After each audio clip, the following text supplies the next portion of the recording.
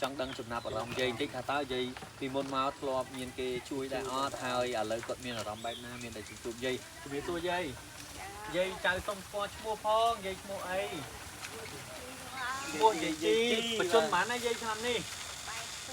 82ទៅហើយបងប្អូនយើងយាយនៅពេលដែលមានខាងចៅ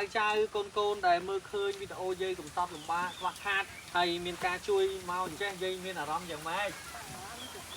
បាយចិត្តយាយបាទយាយបាទហើយយាយសួរពីមុនមកធ្លាប់មានគេជួយអត់អូខាងយេស៊ូបងប្អូនយើងខាងយេស៊ូជួយបាន4ខែដែរអូខាងយេស៊ូគាត់ជួយបាន4ខែដែរយាយណាបាទប៉ុន្តែយូរហើយនៅយាយយូរហើយបាទធ្លាប់ខាងយេស៊ូគ្រីស្ទបានលោកបានជួយគិតគូរដល់យាយបាន4ខែដែរប៉ុន្តែមិនដឹងទៅជួយអីខ្លះយើងក៏អត់ជួយជួយសាច់មាន់សាច់ជ្រូកអីចឹងបាទឥឡូវនេះខាងចៅ BA សិប្បកម្មខ្មែរនាំយកទឹកចិត្តដល់ថ្លៃថ្លារបស់បងហេងគ្រីដែលជាអគ្គនាយកក្រុមហ៊ុនថាតុនំប៉ាវដែលមានការរៀបចំពីសំណាក់បងរ៉ាមីដែលជាប្រធានក្រុមបេះដូងយុវជននោះផងថ្ងៃនេះគឺនាំយកទឹកចិត្តតិចតួចទេណាយាយមានទឹកសតមានអង្គ2B តូចៗយ៉ាងនេះហើយនឹងទឹកត្រីទឹកស្អ៊ីវមី